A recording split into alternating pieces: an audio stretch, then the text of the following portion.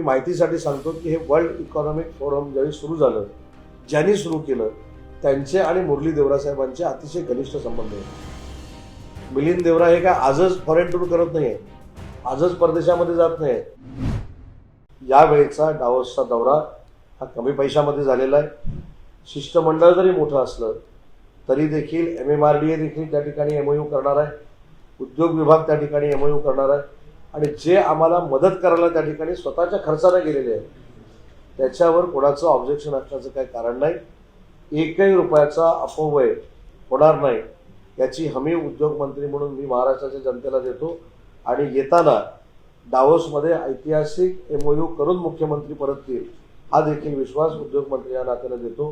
कारण शेवटी उद्योजकांना देखील वातावरण चांगलं लागतं.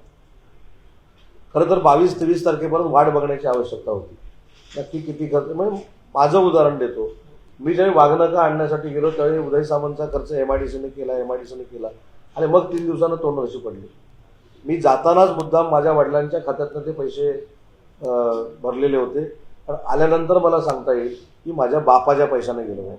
त्याच्यामुळे मी ऑलरेडी ते पैसे घेऊन गेलो होतो.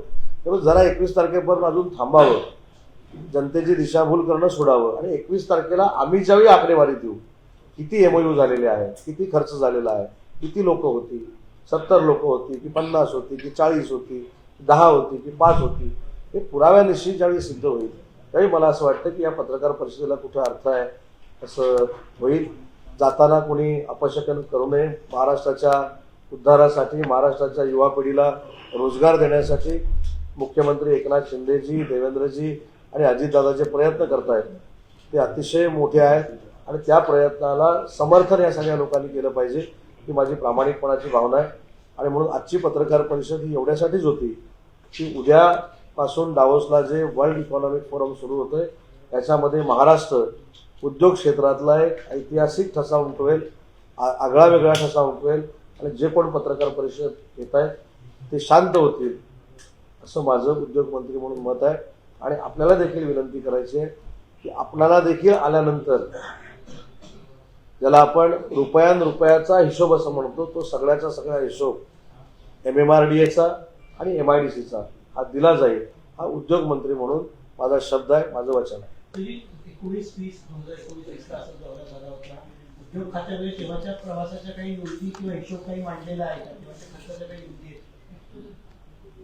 हे खरं तुम्ही पत्रकार परिषदेमध्ये विचारलं पाहिजे.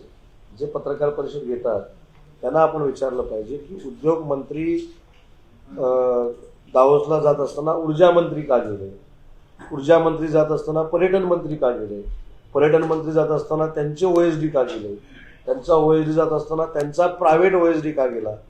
मला असं वाटतं की त्याच्यावर मला अजिबात टीका करायची नाही. त्यावेळी त्यांना वाटलं म्हणून ते घेऊन गेले, त्यांना झेपेल त्यांनी MOU केले. पण त्यातला जो नितीन राऊत साहेबांना घेऊन गेलेला जो 50,000 कोटीचा MOU होता तो अजून शोधून सापडत नाही. तो इंडस्ट्रियलिस्ट पण सापडत नाही आणि तो MOU पण सापडत नाही. तर असे काय आम्ही MOU केले नाहीत. मागच्या वर्षी 1,37,000 कोटीचे आम्ही MOU केले. त्याच्यातल्या 83% MOUंची आम्ही अंमलबजावणी केलेली आहे आणि आज देखील काही आकडेवारी आलेली आहे. हे सगळे अंदाज आहेत, सगळ्यांचे अंदाज चुकतील एवढे चांगले MOU करून आम्ही परत येऊ. त्यांनी असंही म्हटलंय की 70 जणांचं वराड हे दावोसला निघाले. आता त्याने काय म्हटलंय म्हणून सांगितलं की लोकशाहीमध्ये त्यांना काही म्हणण्याचा अधिकार आहे. त्यांनी 21 तारखेपर्यंत थांबलं पाहिजे होतं, वस्तुस्थिती बघितली पाहिजे होती.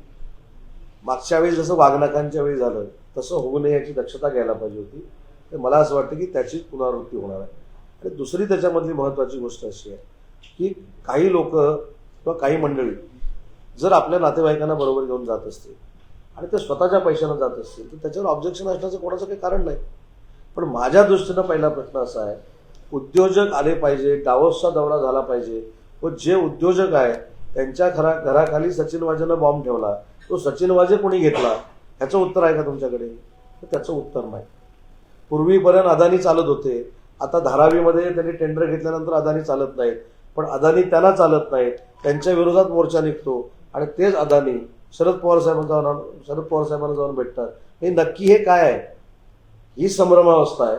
त्याच्यामुळे आमच्या दौऱ्याचं क्लॅरिफिकेशन आम्ही नक्की आल्यानंतर देऊ. आणि जे गेलेत, ज्यांच्यावर शासनाचा खर्च झालाय त्या खर्चाची इत्थंभूत माहिती देऊ. पण जे शिष्टमंडळ आज देखील डावोसमध्ये आम्हाला मदत करायला गेलेलं आहे, त्याच्यामध्ये नावं पाहिजे ती देखील मी आम्हाला देईन, आपल्याला पाहिजे देईन. स्वतःच्या खर्चाने गेले, त्यांनी का जाऊ नये? त्यांची स्वतःच्या पैशानं जायची दानत आहे. आता माजी खासदारांबद्दल म्हणजे कदाचित मला असं वाटतं मिलिंद देवरांबद्दल ते बोलले असतील. अक्षरशः दुर्दैवीपणा आहे. मी माहितीसाठी सांगतो की हे वर्ल्ड इकॉनॉमिक फोरम ज्यावेळी सुरू झालं, ज्यांनी सुरू केलं त्यांचे आणि मुरली देवरा साहेबांचे अतिशय घनिष्ठ संबंध होते. मिलिंद देवरा हे काय आजच फॉरेन टूर करत नाही आहे, आजच परदेशामध्ये जात नाही. मिलिंद देवरा महाराष्ट्रातल्या सगळ्यात जास्त पॉलिटिकल लीडरमध्ये एक टॅलेंट म्हणून परदेशामध्ये गेलेले खासदार आणि माजी मंत्री होते. याचा अभ्यास काही लोकांनी करावा. काल परत मिलिंद देवरा ज्यावेळी तुमच्याबरोबर होते त्यावेळी ते चांगले होते, आज शिंदे साहेबांबरोबर आले ते वाईट झाले. ही प्रवृत्ती काही लोकांनी सोडली पाहिजे. त्याच्यामुळे जे प्रायव्हेट जात आहेत ते प्रायव्हेट खर्चानं स्वतःच्या खर्चानं जात आहेत. पण पत्रकार परिषदेतली एक गंमत मला आवडली की त्याच्यामध्ये हल्ली कॉमा असतो. मी जर बघितलं असेल तर सरकारी खर्चानं जात आहेत, पण काही लोक स्वतःच्या खर्चानं पण गेले असते. हे कशामुळे व्हायला लागलं तर ते वाघनाखामुळे व्हायला लागलं. त्याच्यामुळे जे स्वतःच्या खर्चानं जात आहेत ते त्यांचे अकाउंट नंबरपासून तुमच्याकडे देतील आणि जे शासनाच्या खर्चानं जात आहेत त्याचा इत्थंभूत खर्च उद्योगमंत्री म्हणून मी महाराष्ट्राच्या जनतेसमोर ठेवेन. सावंत साहेब, एकूण डेलिगेशन हे किती लोकांचं आहे? त्यामध्ये किती लोक, म्हणजे त्यांनी आरोप केला 40-70 लोकांचा, आपलं काय मत आहे यावर? किती लोक? मी आपल्याला वाचून दाखवतो. MIDCचं जे आहे त्याच्यामध्ये माननीय मुख्यमंत्री, माननीय उद्योगमंत्री भूषण गगराणीजी, ब्रिजेश सिंगजी, म्हणजे भूषण गगराणी कोण आपल्याला सगळ्यांना माहिती आहेत, ब्रिजेश सिंग कोण आहेत आपल्याला माहिती आहेत, हर्षदीप कांबळे कोण आपल्याला माहिती आहे, विपिन शर्मा कोण आहेत आपल्याला माहिती आहे, राजेश कोवळे जे सरकारी OSD त्यांचे आहेत, त्याच्यानंतर विकास सूर्यवंशी आहेत, पाटणे आहेत, आनंद माडिया आहेत जे CMOमध्ये काम करतात, त्याच्यानंतर साहेबांचे PA आहेत ते असलेच पाहिजे, त्याच्यावर कोणाचं ऑब्जेक्शन असतं कामा नये. नितीन लालसरे, 14 लोकांचं शिष्टमंडळ हे MIDC मार्फत आहे आणि MMRDAचं 5 लोकांचं शिष्टमंडळ आहे. पण MMRDAचा खर्च हा 3,85,00,000 रुपये हे MMRDA करते, जे आज काय भरपूर असं काय काय सांगितलं गेलं. त्याचे डॉक्युमेंट्स ते देतील, माझ्या माध्यमातून देतील. आणि आमचा जो खर्च आहे तो मी जरा सस्पेन्स ठेवतो, म्हणजे 3 दिवस आपल्याला चांगल्या बातमी महाराष्ट्रातून मिळतील, चांगल्या प्रेस कॉन्फरन्स होतील. मी आल्यानंतर आम्ही ॲक्च्युअली खर्च किती केला आहे, पण तो 34 कोटी नाही. 19 लोकांचं डेलिगेशन आहे. सावंत साहेब, 19 लोकांचं डेलिगेशन. MMRDA वेगळं, MIDC वेगळं, आणि जे काही NGOs येत आहेत जे स्वतःच्या खर्चाने येत आहेत त्यांच्यावर आपण कसं काय बंधन घालू शकतो?